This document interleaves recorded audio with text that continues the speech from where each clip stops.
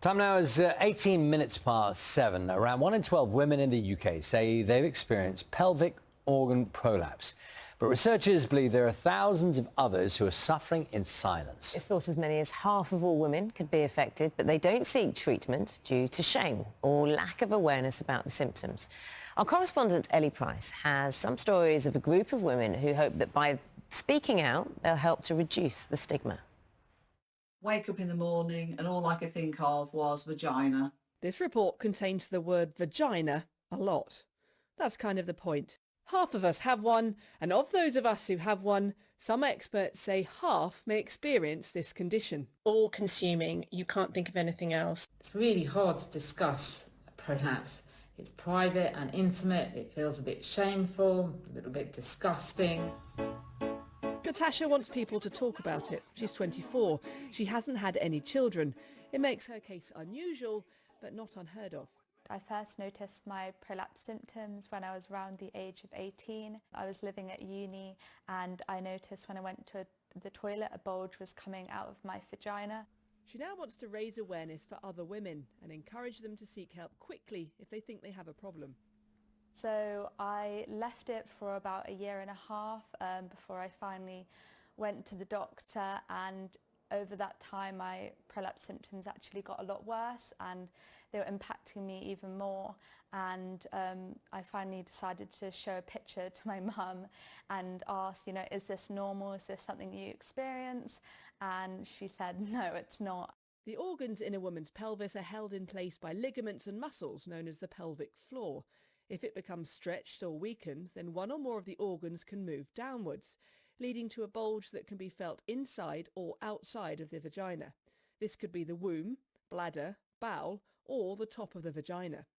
The main people who are affected by prolapse are women who have had a vaginal delivery, and the more babies you have and the bigger they are, the more likely you are to have stretched your vaginal walls and also to have stretched your pelvic floor. But it's not just women who've had babies. No, we also see men who have got weak pelvic floors too, and it can affect their urinary and sexual function as well.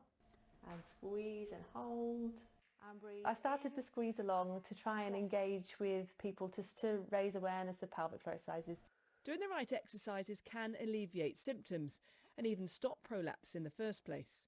40% of people will likely do it wrong, and the biggest errors usually I see in clinic are people trying too hard. And you can see that apart from the incontinence, a picture of health. Sam's problems were childbirth related. It was that bad that my 2-year-old son was having to go and fetch mummy clean pants. Sam was given a vaginal mesh implant to help her prolapse, a treatment that's no longer offered because of the life-changing side effects it was found to have on many women. She's still waiting for hers to be removed. After having the mesh, I slowly started to slow down and I developed fibromyalgia, and I got to the point where just a simple trip to the supermarket could see me in bed for weeks. I was exhausted.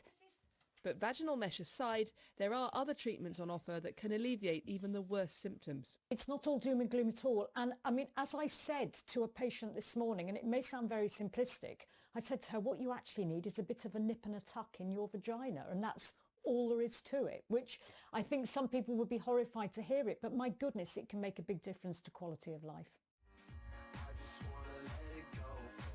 Natasha is also keen to show off what she can do and help others realise they are not alone. Ellie Price, BBC News. We're joined now by Jo Prance, Suzanne Vanatta and Christine Sweet. Good morning, to you all. I saw, we were all intently watching that film and that report and all kind of nodding at various points, like seeing the frustration, seeing kind of people feeling they're not being listened to, and the embarrassment of it and not being able to talk about it either. Jo, can you just tell us your experience? Because I think, you're going to add to this plethora of stories. Yeah, so my experience started with stress urinary incontinence, but really the catalyst for that was traumatic childbirth. So 25 years ago, I was induced and the birth wasn't particularly well managed and they wanted to accelerate the birth. I was only 22, completely naive, didn't have any education about birth trauma, perineal injury. When they accelerated the delivery, he was born very quickly. However, they had lost or not looked at the fact that I was carrying a large baby. So you tore? I tore. I had a significant injury. So there was a pivotal decision then made, which I wasn't part of. So there was an argument over me from the two midwives whose care I was under. Should I go for a surgical repair, or would she fix me? And she decided that she would handle it. So she repaired me for a second-degree tear, but I now know that I had a third-degree tear because 2 years after my son was born, I became fecally incontinent. How did you tell anyone that you were going through this?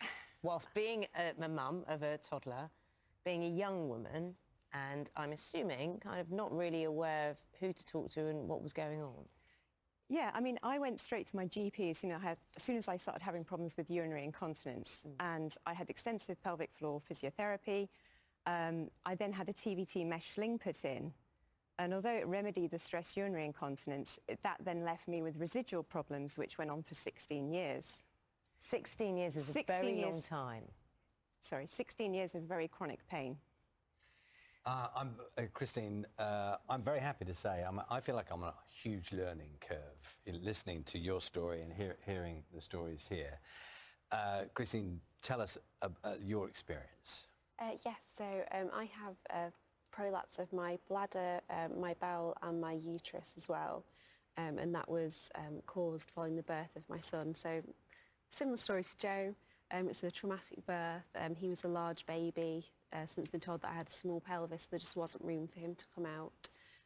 So I had an episiotomy where they make more room for the baby, 4 applications of Von-2s and then forceps, and he was delivered very quickly. And the consequence was? That I have problems with my bladder and bowel, and I have the prolapses as well, which are now a lifelong condition for me. And what about that? You mentioned this before, and I think there's a theme, isn't there, about not being listened to, that notion? Definitely. So I first raised the fact that I thought I had a prolapse at my 6-week check at the GP.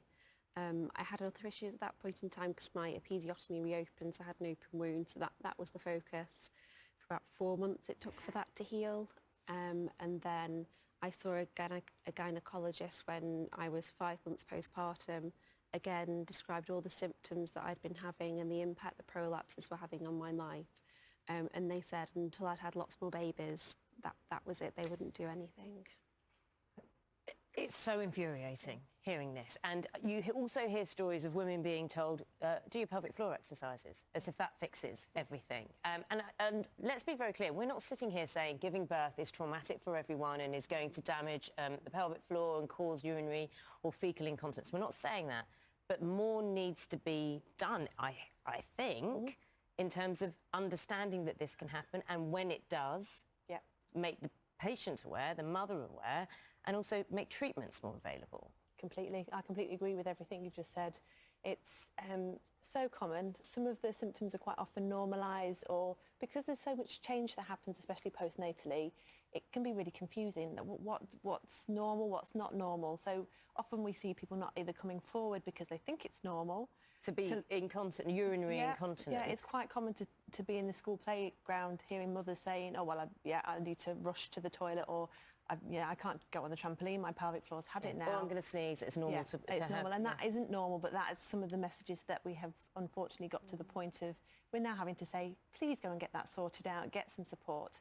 And pelvic floor exercises will help for some people, not for everyone. There's a whole plethora of things that we can do to help somebody. So I always encourage anyone, if they are having any symptoms, no matter how mild, please go and see someone. How easy is it, though, to go and say that and know that you're not normal? It's not normal. And I think that's the difficult thing. It's not always that easy. It's about being empowered to have those conversations. So that's why education is so important.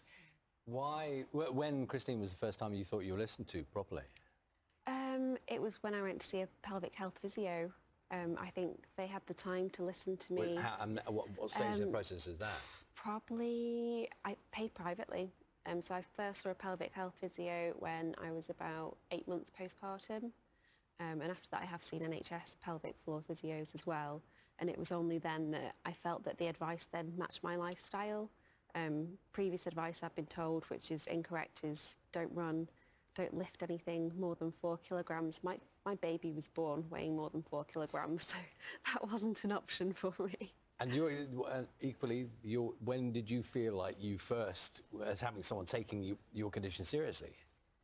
Well, I think that took a very long time, because even 3 years post-delivery, when I went back to the hospital to say, why have I got urinary incontinence? Why am I fecally incontinent? What happened at that birth? And I was told I was just psychologically traumatized and that my problems would go away. It sort of insinuated that they weren't physical problems I was experiencing, but fast forward to when my son is 21 and I've elected to have a colostomy because my fecal incontinence is so bad and it's controlling my life. So this is so long into the journey. So over those 21 years, I've had 17 operations and it just doesn't end. So I've got my stoma now, which has given me back control, but being listened to took a very long time, and it only really happened the further I got away from the birth. People would point the finger and say, why didn't you have a cesarean? But that was never discussed. That was never even an option also, for it's me. not very helpful. It's not helpful. After it's happened, it's happened. What should women do in terms of, and their partners, in terms of arming themselves with not just knowledge? You can't say you should know about this because you've got more than enough to think about. But in terms of how to go to a GP, for example, in the first instance, and say, 1, 2, 3, these are the points. Yeah. There's some really good things online to look up. Look up the POGP. They've got some really good resources. So it's the Pelvic Obstetric and Gynecological Physiotherapy professional group. POGP's easier. Yeah, okay. And they've got lots and lots of leaflets and understanding in there. So that if you've got a bit of an understanding, you can go to your GP going, I think this might be what's happening to me. And then also, if you get, well, you've got to live with this, there's nothing else you can do, challenge that. Please challenge it and just go back and back again until you get some kind of answer, because don't suffer. It's always the... Jo, I mean, it's such an important point about getting information or hearing somebody else's story. For example, there'll be someone hearing your story today who will be emboldened by that to seek out information. But did you have a place to go, or a source, or a... No, and I would say that's why I'm involved with the charity MASIC, the MASIC Foundation, because they specialise in helping women who've had these obstetric anal sphincter injuries. So they improve education, not just for women who are going through these experiences, but also for healthcare professionals to spread the word. They offer a support network for women, so peer-to-peer support. I felt so isolated. You know, I only discovered them in 2019, but I would have loved to have had connection to that charity much earlier into my journey, because people who've had that injury, like yourself, can really empathise and understand what you're going through. You know what, Christine, on this programme, breakfast is quite known. I meet so many parents who are new with young babies, because this is the time they're up feeding and they're kind of like, thank you for keeping us company, you know, this morning. Well, you know, there will be women and partners out there who are concerned about what's happening. If you knew then what you knew now, and you were with your baby, kind of maybe watching breakfast, what would you say? It's to echo the point that Susanna made. These things are common, but they're not normal.